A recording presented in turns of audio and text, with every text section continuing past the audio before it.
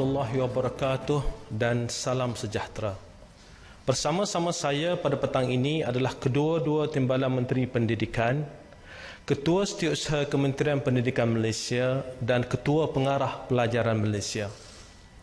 Jika saudara-saudari masih ingat, dalam sidang media pada 15 April 2020 yang lalu, saya telah menyatakan bahawa tarikh pembukaan semula sekolah akan diumumkan sekurang-kurangnya 2 minggu sebelum sekolah dibuka. Yang Amat Berhormat Perdana Menteri dalam perutusan khas pada 7 Jun 2020 ada menyebut bahawa tarikh pembukaan semula sekolah akan diumumkan oleh Kementerian Pendidikan Malaysia KPM dalam masa terdekat. Sebelum kami memaklumkan tentang tarikh pembukaan semula sekolah, izinkan kami memperincikan persiapan rapi yang telah dibuat oleh pihak KPM bagi memastikan keselamatan dan kesihatan murid, guru serta seluruh warga sekolah diberi keutamaan apabila sekolah dibuka kelak. Sebagai persediaan, KPM telah menyediakan garis panduan pembukaan semula sekolah, garis panduan pembukaan semula sekolah.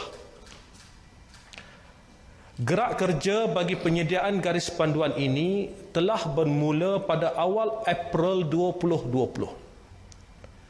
Kami di KPM sentiasa bekerja rapat dengan Kementerian Kesihatan Malaysia KKM dan Majlis Keselamatan Negara MKN untuk memastikan garis panduan yang disediakan menepati peraturan dan keperluan yang ditetapkan oleh KKM dan MKN.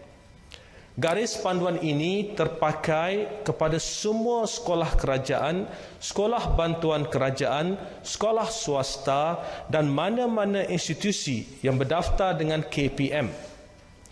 Sekolah yang tidak berdaftar dengan KPM juga disaran menggunakan garis panduan ini.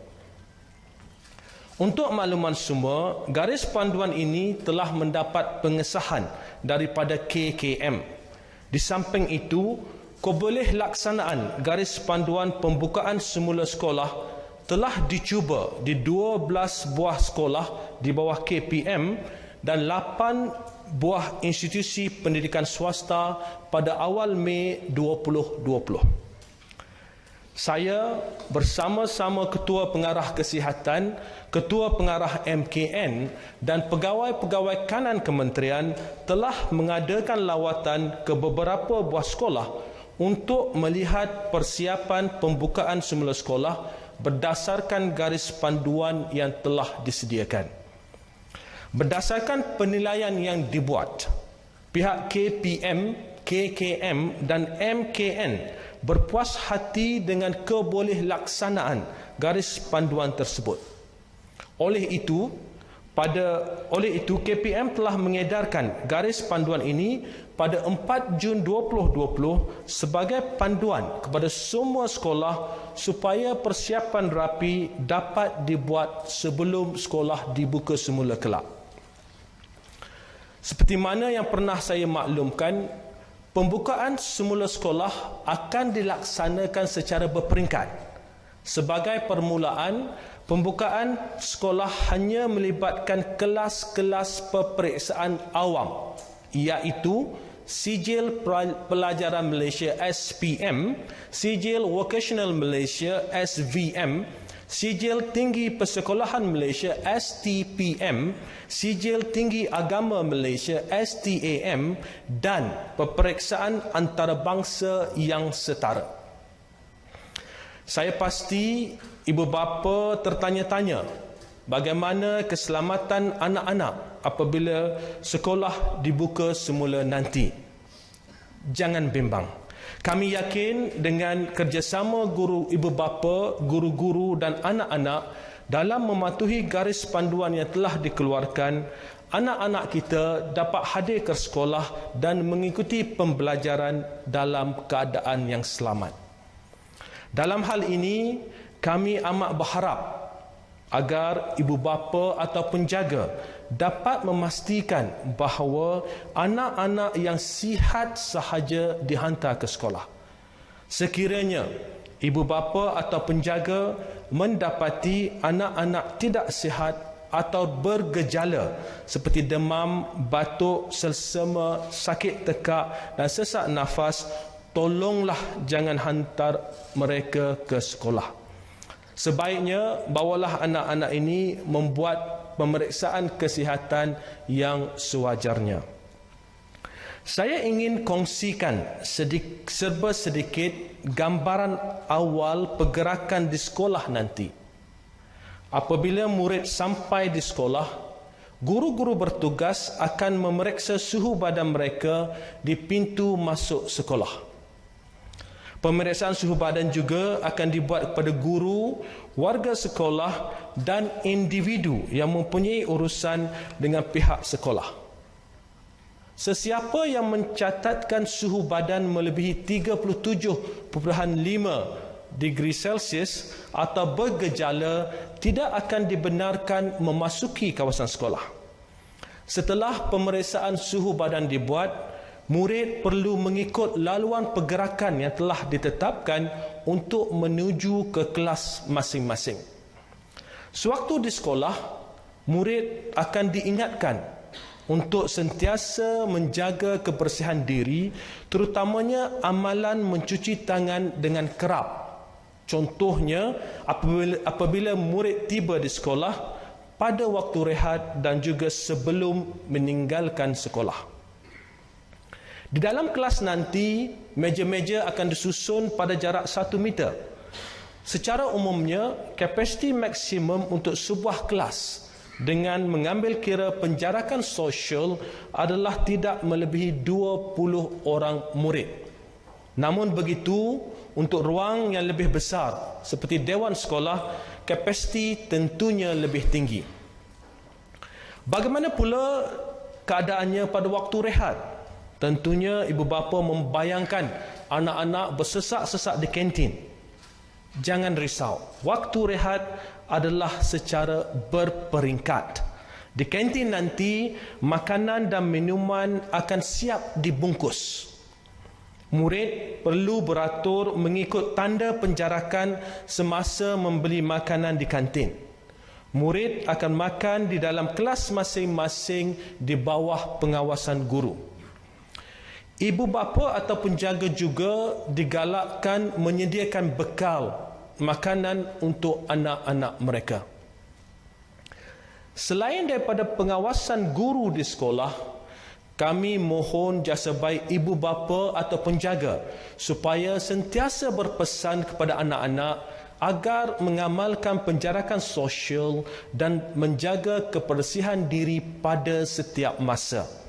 Di samping itu, Persatuan Ibu Bapa dan Guru atau PIBG juga digalakkan untuk berganding bahu bersama pihak sekolah dalam membuat persiapan sebelum sekolah dibuka dan juga semasa sekolah beroperasi.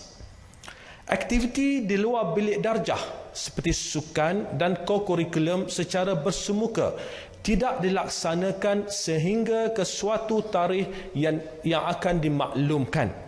Begitu juga dengan perhimpunan sekolah. Bagaimana pula keadaannya di asrama? Di peringkat permulaan ini, hanya murid kelas peperiksaan awam sahaja yang akan ke asrama. Di dalam bilik asrama, katil-katil disusun pada jarak 1 meter. Bilangan katil bagi setiap bilik adalah bergantung kepada keluasan bilik tersebut. Selain itu, penggiliran waktu makan akan dilaksanakan mengikut bilangan murid. Susunan meja di dewan makan akan turut mengambil kira keperluan penjarakan sosial. Saudara-saudari, ingin saya jelaskan bahawa garis panduan ini akan ditambah baik dari semasa ke semasa berdasarkan nasihat KKM mengikut keperluan dan kesesuaian. Kami sedar, ibu bapa, guru dan anak-anak, ternanti-nanti bilakah tarikh sebenar sekolah akan dibuka semula. Untuk makluman semua, setelah mengambil kira pandangan dan nasihat Kementerian Kesihatan Malaysia KKM dan Majlis Keselamatan Negara MKN, KPM telah menetapkan bahawa tarikh pembukaan semula sekolah untuk murid kelas peperiksaan awam iaitu SPM, SVM, STPM dan STAM serta peperiksaan antarabangsa yang setara bagi seluruh negara adalah pada hari Rabu 24 Jun 2020. Sekali lagi di sini saya amat memohon jasa baik ibu bapa untuk memastikan hanya anak-anak yang sihat sahaja dihantar ke sekolah. Untuk anak-anak pula pastikan sewaktu di sekolah nanti patuhilah segala garis panduan yang telah ditetapkan oleh pihak sekolah. Warga sekolah juga sentiasa perlu mematuhi segala garis panduan dan peraturan yang telah ditetapkan. Tentunya ibu bapa yang mempunyai anak-anak selain daripada kelas peperiksaan awam tertanya-tanya bilakah pula anak mereka akan ke sekolah. Seperti mana yang telah saya maklumkan, sekolah akan dibuka secara berperingkat. KPM akan mengumumkan sebarang perkembangan berkaitan perkara ini dari semasa ke semasa. Buat masa ini, pembelajaran di rumah akan diteruskan. Memandangkan guru-guru telah kembali ke sekolah, pendekatan pengajaran dan pembelajaran boleh dipelbagaikan dengan akses kepada kemudahan-kemudahan yang ada di sekolah. Alhamdulillah, pada hari ini kita telah pun memasuki fasa Perintah Kawalan Pergerakan Pemulihan atau PKPP. Ini semua adalah hasil usaha gigih Barisan Hadapan Negara serta pematuhan masyarakat ke atas saranan kerajaan dalam memutuskan rantaian penularan COVID-19. Kami di KPM amat berharap agar pembukaan semula sekolah mulai 24 Jun 2020 ini berjalan lancar bagi membolehkan anak-anak dapat meneruskan persekolahan dalam keadaan yang selamat. Apa yang penting, kita semua perlu terus patuh kepada arahan dan saranan kerajaan. Kata seorang dibulati, kata bersama diperiakan. Sama-sama kita doakan agar keadaan akan pulih sepenuhnya dan semua murid akan dapat kembali ke sekolah. Sekian, terima kasih. Silakan jika ada soalan. Wabi, mungkin Wabi boleh perincikan sikit dalam kelas tu tadi Wabi kata maksimum 20 murid. So lebihan murid tu bagaimana? Yang kedua, bagaimana SOP di dalam bas sekolah? Dan yang ketiga, adakah pihak sekolah akan mewajibkan pemakaian topi muka? Sebab WHO sangat galakkan sekarang pemakaian topi muka itu sendiri. Okey, ada 3 perkara di situ. Pertama sekali, jumlah maksimum murid-murid dalam kelas. Ini ada sedikit kekeliruan. Ada yang kata 18, 17 dan sebagainya. Asasnya adalah mesti ada penjarakan sosial dalam kelas. Itu asasnya. Maknanya jarak di antara satu meja ke satu meja yang lain adalah 1 meter. Jadi bergantung kepada saiz kelas, ada di antaranya katakanlah sebelum ini kelas tersebut mempunyai 40 orang pelajar. Ya, dan apabila kita buat penjarakan sosial, maknanya cuma 20 orang pelajar boleh ditempatkan dalam satu kelas. 20 orang lagi akan ditempatkan dalam kelas yang berikutnya. Katakanlah dalam satu kes lagi ada 30 orang pelajar dalam satu kelas. Maka untuk bahagikan 2 kelas tersebut akan ada 15 orang pelajar dalam kelas pertama, 15 orang pelajar dalam kelas kedua. Katakanlah di sekolah itu terdapat dewan yang boleh digunakan untuk jumlah pelajar yang lebih ramai dan kelas tersebut mempunyai 40 orang pelajar.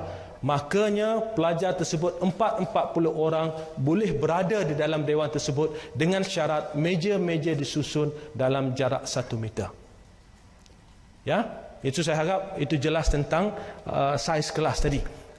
Yang kedua, berkaitan dengan pemakaian pelitup muka seperti mana yang disebut tadi, digalakkan oleh WHO, dan dalam garis panduan ini kita sebut berkaitan dengan keadaan bila yang mana guru akan memberikan pelitup muka kepada pelajar, khususnya apabila pelajar berada di sekolah dan ada gejala, tiba-tiba nampak pelajar ini tak sihat, ada gejala. Dalam konteks tersebut, guru akan bekalkan kepada pelajar tersebut, pelajar yang bergejala ini, pelitup muka. Dalam konteks lain, seperti mana yang kita tahu, WHO digalakkan, dan jika ibu bapa ingin memberi pelitup muka kepada anak-anak mereka, kita tiada halangan. Dan seperti mana saya sentiasa sebut dalam pernyataan tadi, bahawa garis panduan ini akan ditambah baik dari masa ke semasa. Kita sentiasa berbincang dengan pihak KKM tentang apakah kaedah yang terbaik berdasarkan kesesuaian pada waktu tersebut. Jadi itulah dalam konteks pelitup muka tadi. Seterusnya berkaitan dengan SOP bas sekolah. Untuk makluman, pihak Kementerian Pengangkutan sedang memuktamadkan SOP ini dan akan dibentangkan di mesyuarat menteri-menteri, dan seterusnya apabila diluluskan, pihak Kementerian Pengangkutan akan membuat makluman sewajarnya. Silakan. Assalamualaikum Doktor. Saya nak tanya, untuk sekolah-sekolah yang akan dibuka semula ni, ada tak macam proses sanitasi harian ataupun mingguan akan dilaksanakan? Dan untuk pelajar, guru yang akan buat saringan kesihatan akan cek suhu kan. Jadi untuk pekerja-pekerja ataupun mereka yang terlibat atau yang berada di dalam sekolah, contohnya macam pihak kantin ataupun yang pengawal keselamatan, mereka ni bagaimana? Adakah turut akan dilakukan saringan kesihatan, dan siapa yang akan buat saringan kesihatan tu? Okey, pertama sekali soalan berkaitan dengan sanitasi tersebut, tempat-tempat yang selalu disentuh, seperti tempat pegang tangan, tombol dan sebagainya, akan disanitasi di sekolah. Itu merupakan satu ada dalam SOP kita. Tempat-tempat yang pelajar-pelajar sentiasa sentuh, itu risikonya agak tinggi sikit, dan akan disanitasi tempat-tempat tersebut. Berkaitan dengan pemeriksaan suhu, saya sebut tadi bahawa sesiapa sahaja yang hendak ke sekolah akan diambil suhu mereka. Itu merupakan SOP kita. Sesiapa saja, tak kisahlah mereka pekerja kantin ataupun kadang-kadang supplier atau pembekal yang ingin membekalkan ke sesuatu, masuk ke kawasan sekolah. Sebelum masuk ke kawasan sekolah, suhu mereka akan diperiksa. Right? Seterusnya. Satu lagi, untuk pelajar yang contoh macam naik bas sekolah, sekiranya mereka bila dah sampai ke sekolah nanti, dicek suhunya tinggi, melebihi 37.5, adakah mereka ni akan disuruh balik tu macam mana? Bas tu juga akan bawa balik ke rumah ataupun panggil ibu bapa ke? Terima kasih. Pertama sekali, terutamanya dalam konteks pelajar yang naik bas sekolah ataupun pelajar yang berjalan kaki ataupun pelajar yang naik basikal, mungkin dalam keadaan tersebut suhu surface temperature mereka lebih tinggi. Jadi dalam konteks tersebut, kalau kita cek pelajar-pelajar ini suhu mereka lebih tinggi dan tak nampak gejala yang jelas, maka pelajar ini akan diberi tempat duduk dulu, sejukkan diri terlebih dahulu sebelum kita ambil suhu sekali lagi. Tapi sekiranya pelajar dah sampai ke sekolah, ibu bapa dah balik, dah hantar mereka, ibu bapa telah balik dan pelajar ini menunjukkan gejala, maka kita akan bawa pelajar ini ke bilik isolasi. Dan pelajar, ibu bapa pelajar akan dihubungi supaya mengambil anak mereka, dan juga pusat kesihatan daerah akan dimaklumkan, terutamanya jika jelas nampak gejala yang agak ketara. Silakan. YB, berkenaan dengan pematuhan kepada SOP, apakah tindakan yang boleh diambil terhadap sekolah yang mungkin tidak menjaga pematuhan SOP ini? Dan yang kedua, bagaimana dengan takwim persekolahan tahun ini? Adakah berubah ataupun seperti yang sedia kala? Terima kasih. Pertamanya berkaitan dengan pematuhan SOP. Untuk memastikan SOP ini dipatuhi, pihak kementerian telah maklumkan kepada pihak Jabatan Pendidikan Negeri dan juga pihak PPD supaya membuat pemantauan terhadap sekolah-sekolah. Kita sekarang ini telah memulakan pemantauan terhadap sekolah-sekolah, dan saya juga telah meminta kedua-dua timbalan menteri serta pegawai kanan kementerian untuk turun ke sekolah tanpa memberitahu sekolah. ya, untuk pengetua dan guru besar di luar sana, untuk guru-guru, insya-Allah ada peluang kami akan singgah di mana-mana sekolah. Ya, bukan tujuan apa, untuk memastikan bahawa semua sekolah bersedia. Ya, jika ada keadaan di mana sekolah tidak mematuhi SOP, kita ada masa 2 minggu lagi, masih banyak ruang untuk kita tambah baik. Jika ada sebarang kelemahan dalam SOP di mana-mana sekolah, kita akan turun ke sekolah dan melihat bagaimana kita dapat membantu sekolah supaya mereka dapat mematuhi SOP yang telah ditetapkan. Tapi seperti mana saya sebut, kami akan turun dari peringkat kementerian, selain daripada PPD dan JPN, kami sendiri dari peringkat kementerian untuk turun ke bawah, dan kami tak akan maklumkan pada sekolah, nak tengok secara alaminya apakah keadaan di sekolah dan bagaimanakah tahap kesediaan sekolah-sekolah sebelum sekolah dibuka pada 24 hari bulan ini. Lagi? Berkenaan dengan takwim. Takwim. Okey, tadi tak jawab. Okey. Berkaitan dengan takwim ini, kita sedang meneliti dan menganalisa, dan insya-Allah jika ada terdapat sebarang perkembangan, kami akan maklumkan kepada semua pihak dalam masa yang terdekat, ya. Sebab kita dah sekarang ini kita tahu sekolah akan dibuka pada 24 hari bulan. Kita akan buat penelitian dan kajian, dan sampai masanya jika perlu ada sebarang pengumuman baru, saya akan maklumkan. Seperti yang kita sedia maklum, bulan 12 adalah tempoh orang kata sekolah bercuti. Ya. So adakah berkemungkinan sekolah akan dibuka pada bulan 12 bagi memenuhi keperluan pelajar-pelajar ini untuk orang kata catch up balik dia punya pembelajaran? Okey. Seperti mana saya sebut tadi, kita sedang meneliti, ya, sebab sebelum ini kita tak tahu bila tarikh kita nak buka sekolah ni. Ya, apabila kes-kes, kita lihat kes-kes COVID semakin berkurangan dan pihak KKM memberi lampu hijau pada pihak KPM untuk membuka sekolah, maka kita dah ada satu tarikh yang bahawa sekolah dibuka pada tarikh ini, dan sebab itulah kita sedang melihat bagaimana keperluan untuk menyusun semula takwim tersebut. Dan sebenarnya saya sebut tadi, insya-Allah dalam masa terdekat kita akan umumkan sama ada kelas atau tidak dan sebagainya, itu akan diumumkan dalam masa terdekat. Ya, terima kasih. Untuk guru-guru pula, adakah semua guru-guru terlibat perlu datang ke sekolah ke macam mana, ataupun guru-guru yang tak terlibat tu tak perlu? Seperti mana kaki tangan kerajaan yang lain, kapasiti kaki tangan kerajaan sekarang telah hampir pada 100%. Semua guru-guru akan kembali ke sekolah. Semua guru-guru akan kembali ke sekolah. Sebab itu saya sebut tadi dalam kenyataan saya bahawa apabila guru-guru ini telah berada di sekolah, maka kaedah-kaedah pengajaran itu boleh dipelbagaikan. Kalau perlu membuat cetakan dan sebagainya, boleh dicetak di sekolah, boleh diedarkan kepada ibu bapa mungkin boleh ambil soalan di sekolah dan sebagainya. Kaedah itu akan lebih meluas, ya, apabila guru-guru dapat kembali semula ke sekolah. Assalamualaikum Dr. Berapakah jumlah sekolah dan pelajar yang terlibat pada sesi kali ini? Dan soalan kedua, waktu sesi persekolahan ada perubahan ataupun masih kekal sebelum PKP? Okey, saya jawab soalan kedua dahulu. Waktu persekolahan itu, sekolah ini waktu mulanya dan waktu akhirnya akan diadakan secara berperingkat. Cuma masanya kita akan maklumkan dalam masa terdekat. Tujuan untuk kita adakan pembukaan sekolah pada waktu masuk ke sekolah dan waktu balik ini secara berperingkat, kerana kita khawatir sekiranya ibu bapa mengambil keputusan untuk menghantar sendiri anak-anak ke sekolah sebelah pagi. Kalau tidak dilakukan secara berperingkat, maka di sekolah itu akan agak berlaku kesesakan. InsyaAllah kita akan umumkan pukul berapa dalam masa terdekat. Kita akan umumkan pukul berapa peringkat pertama, pukul berapa peringkat kedua masuk, dan pukul berapa peringkat pertama balik, dan pukul berapa peringkat kedua balik. Itu kita akan jelaskan dalam masa terdekat. Ya. Ada lagi? Okey, jumlah sekolah. Jumlah pelajar. Jumlah pelajar adalah seramai 500,444 orang. Ini termasuk pelajar SPM, SVM, STAM, STPM dan pelajar peperiksaan antarabangsa. Jadi lebih atau sekitar 500,000 orang pelajar, melibatkan sekolah menengah kebangsaan sebanyak 2,440 buah sekolah menengah dan beberapa ratus buah sekolah antarabangsa.